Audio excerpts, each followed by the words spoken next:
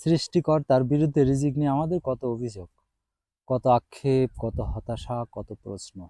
আমারটা কেন হচ্ছে না, আমার কপালে কেন কম। অথচ একটু তাকালেই দেখা যায় পশু পাখির কোনো অভিযোগ নেই।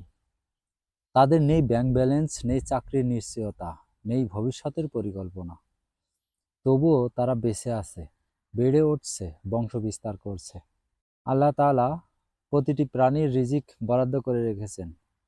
পাখিরা সকাল হলে বাসা ছেড়ে বেরিয়ে পড়ে খালি পেটে খাবার খুঁজতে, বিশ্বাস রেখে, ভরপুর ভরসা নিয়ে। কোথায় রিজিক আছে, কিভাবে পেট ভরাতে হবে, কিভাবে বাচ্চাদের খাওয়াতে হবে, এই জ্ঞান তাদের শেখানো নয়, মহান আল্লাহ তাআলা এই জ্ঞান তাদের দিয়ে দিয়েছে। সকাল থেকে সন্ধ্যা পর্যন্ত সবাই ছুটে চলে। সন্ধ্যায় তারা ফিরে আসে নিজের নীড়ে। আর তখন শুরু হয় সেই শালিকের কিচিরমিচির গুঞ্জন, কোলাহল, ডাকাডাকি। যেন সারাদিনের না বলা গল্পগুলো একে অপরকে শোনাচ্ছে। আজ কত কষ্টে একটা দানা পেলাম, আজ বাচ্চাটার জন্য খাবার জোগাড় করতে পেরেছি, আজ ঝড় ছিল তবু আল্লাহ রিজিক দিয়েছেন। এই গুঞ্জন আসলে আমাদের জন্য এক নিঃশব্দ শিক্ষা।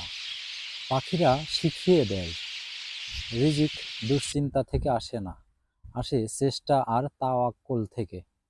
তারা ভবিষ্যৎ নিয়ে অভিযোগ করে না, আজকের দায়িত্ব পালন করে।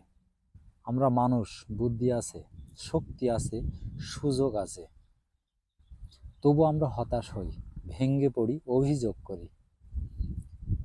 অথচ যে আল্লাহ পাখির পেট ভরান, তিনি কি মানুষকে ভুলে যেতে পারেন? শালিকের এই গল্প আমাদের নিজেদের গল্প, পাখির মুখে নয়, তাদের জীবন দিয়ে বলা গল্প। এটা আমাদের জন্য। চেষ্টা করো, ভরসা রাখো, অভিযোগ কমাও।